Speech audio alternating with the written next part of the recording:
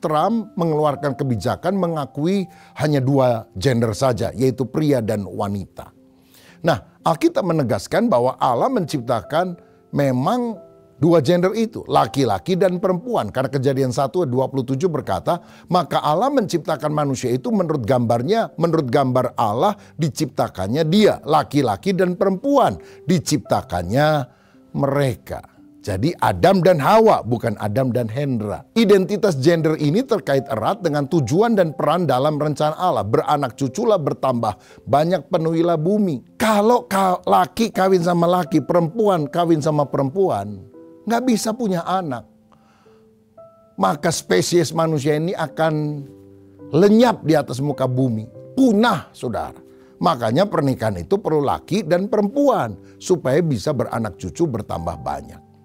Nah, sayang sekali ada banyak negara-negara yang menolak prinsip Alkitab ini. Bahkan yang terbaru 23 Januari 2025 yang lalu, Thailand menjadi negara yang pertama di ASEAN yang meresmikan pernikahan sejenis. Saudara, sebelumnya adalah Taiwan di Asia, kemudian juga Nepal, sekarang Thailand. Nah, pandangan Donald Trump ini menegakkan kembali nilai tradisional yang telah ditolak oleh pemerintahan sebelumnya. Dia hanya menyebutkan laki dan perempuan, dan ini tentu menimbulkan keresahan. Nah, tetapi kita juga harus merespon isu ini dengan kasih dan hikmat, bukan hanya dengan debat atau konfrontasi bahkan.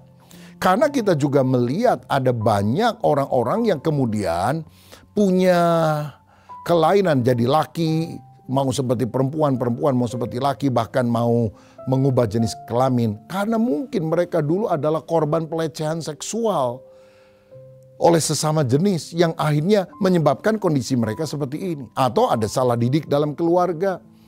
Ada orang tua yang punya anak, laki, dia ingin anak berikutnya adalah perempuan, ternyata laki-laki. Lalu dari sejak kecil dikasih baju perempuan, diajak ngomong seperti perempuan, dikasih boneka dan sebagainya. Dan bukankah ini adalah salah didik di dalam keluarga? Nah, saudara-saudara, kita harus belajar merangkul, mengasihi mereka supaya mereka mengerti rencana Allah dalam kehidupan ini, bahwa mereka diciptakan sebagai laki-laki atau wanita. Tapi kita tidak boleh menghajar mereka bahkan dengan ayat-ayat yang keras atau dengan kutukan Tuhan dan sebagainya. Kita harus menerima kita. Tapi ingat, acceptance is not approval. Penerimaan bukan persetujuan. Sebab di dalam 1 Korintus 6 ayat 9 dan selanjutnya dikatakan, jangan sesat, orang cabul, penyembah berhala, orang berzina, banci, yaitu pria yang kewanita-wanitaan, orang pemburit, homoseksual, orang yang melakukan hubungan seks melalui dubur, itu pemburit, pencuri, orang kikir, pemabuk, pemfitnah, dan penipu tidak akan mendapat bagian dalam kerajaan Allah. Jadi ayat Alkitab jelas sikap Allah tentang hal ini. Tapi ayat 11 memberikan pengharapan. Dan beberapa orang di antara kamu, demikianlah dahulu. Tetapi kamu telah dirimu disucikan, kamu telah dikuduskan, kamu telah dibenarkan dalam nama Tuhan Yesus Kristus dan dalam roh Allah. Walaupun dulu seperti itu, ketika kita bertobat percaya kepada Yesus, Roh Kudus mengubah hidup kita.